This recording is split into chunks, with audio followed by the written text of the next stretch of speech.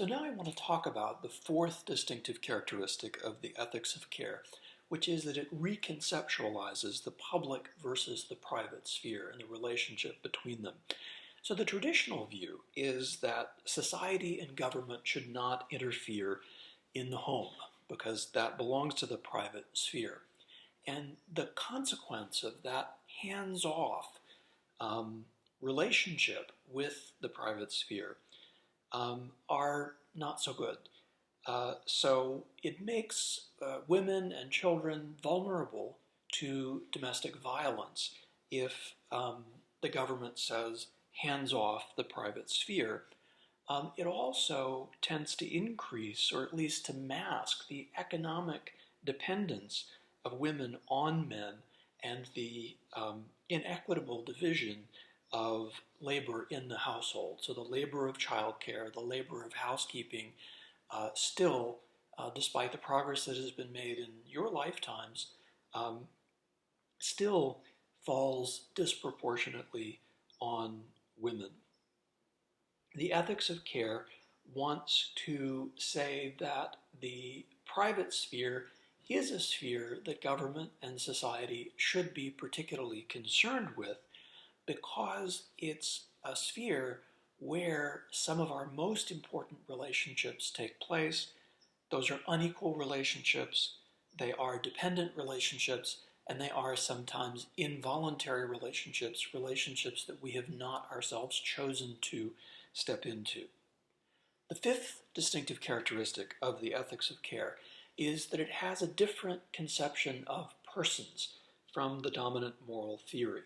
So those mainstream ethical theories or dominant ethical theories tend to think of the individual as atomistic, as sort of isolated from the rest of the society and being apart from it, independent from it, and different atomistic individuals compete for resources and that sort of thing. The ethics of care wants to emphasize not our independence and our individuality, but the fact that our identity is wrapped up in our relationships. Our network of social relationships forms a very important part of our identity. And as I said before, not all of those relationships are chosen.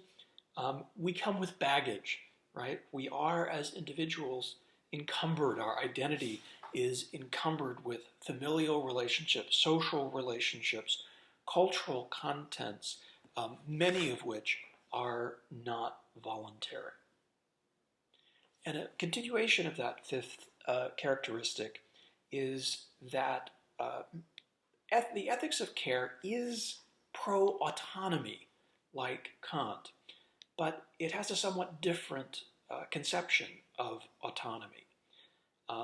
So autonomy has less to do with giving the law to oneself, and it has more to do with our capacity to reshape existing relations and to cultivate new relationships. The ethics of care wants us to take responsibility for one another and our interdependence rather than to emphasize our independence.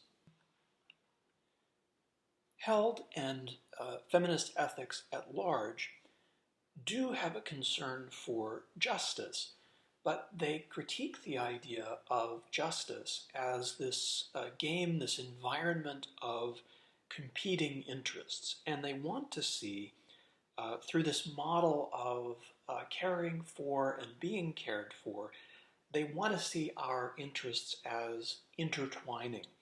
So feminist ethicists do not want such a strong emphasis on equality, impartiality, the fair distribution of resources, of non-interference, or even of individual rights, because an overemphasis on individual rights can leave aside this very important relational component. Now, I want to pause here and say something about China, because I think that there is something in common between the ethics of care and certain elements of the Chinese culture and even the Chinese political system. Um, so for all of the critique that I might have of the Chinese communist system, um, the political ideology behind it is a very relational one.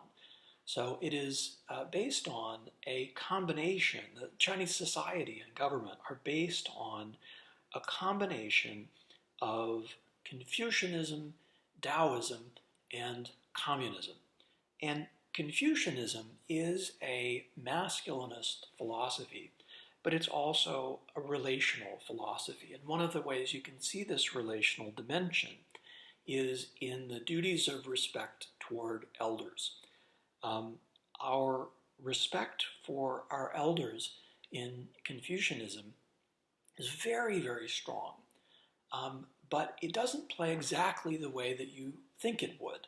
So we sometimes think that respect for our elders requires us to obey them. But this is not exactly what the Confucian texts say. What they say is the son should go to the father to ask his advice on all of his major life decisions. It doesn't mean that he has to follow the advice, only that he has to ask it, consider it, and take it seriously. But if he does that, and then he goes and does something else, the fact that he's done it means that he has fulfilled his obligation of honor and respect for his father. He hasn't violated that relationship by going off and doing his own thing, even if it's precisely the thing that his father didn't want him to do. So the Confucian element is masculinist but relational. The Taoist element is very interesting because it's not mired in tradition the way that Confucianism is, and it's also not masculinist. So Taoism is all about, if you think about the yin-yang, Taoism is about the balance of the masculine and the feminine. It's about interdependence, right? And it's not individualistic.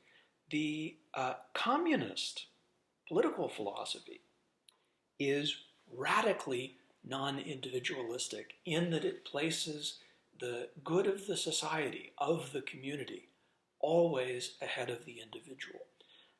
Now, it is certainly, China is certainly an oppressive society to American eyes.